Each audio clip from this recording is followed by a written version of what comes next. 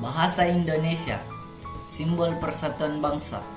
Namun, tahukah kalian bahwa perjalanan bahasa ini dimulai dari Melayu kuno, sehingga menjadi bahasa Indonesia yang kaya, modern seperti sekarang? Nah, mari kita bahas. Nah, sejak ratusan tahun yang lalu, bahasa Melayu telah menjadi bahasa yang menghubungkan berbagai suku bangsa di Nusantara. Sebagai lingua franca, bahasa Melayu digunakan dalam perdagangan, diplomasi, dan penyebaran agama di kawasan Asia Tenggara.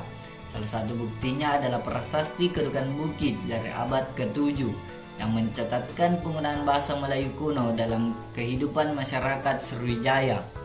Kemudahan tata bahasa dan kepraktisan bahasa Melayu membuatnya diterima luas menjadi dasar awal dari apa yang kini kita kenal sebagai bahasa Indonesia. Nah, peran bahasa Melayu dalam Sumpah Pemuda. Pada 28 Oktober 1928, para pemuda Indonesia mendeklarasikan Sumpah Pemuda yang legendaris.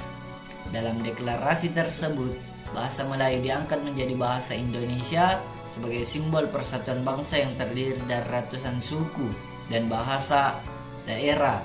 Pemilihan bahasa Melayu bukan tanpa alasan.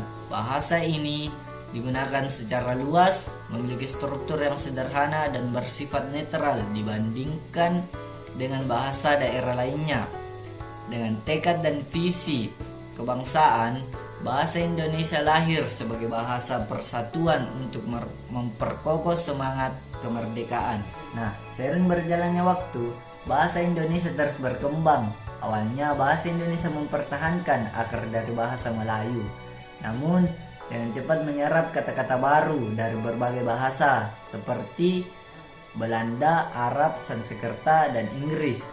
Contohnya kata meja yang berasal dari Belanda atau hikmah yang berasal dari Arab. Perubahan besar juga terjadi pada ejaan. Ejaan lama seperti oe diganti menjadi u, dan tata bahasa mulai distandarisasi melalui ejaan yang disempurnakan atau EYD pada tahun 1972.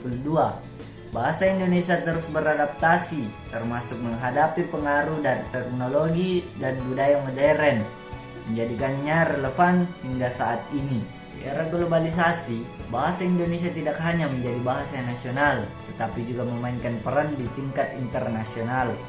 Sebagai salah satu bahasa resmi ASEAN, bahasa Indonesia dipelajari oleh jutaan orang di berbagai negara. Namun, globalisasi juga membawa tantangan seperti dominasi bahasa asing di dunia digital.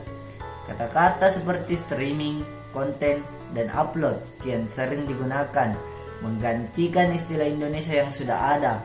Meskipun demikian, bahasa Indonesia tetap menunjukkan daya tahannya, membuktikan bahwa bahasa ini mampu berkembang tanpa kehilangan jati dirinya.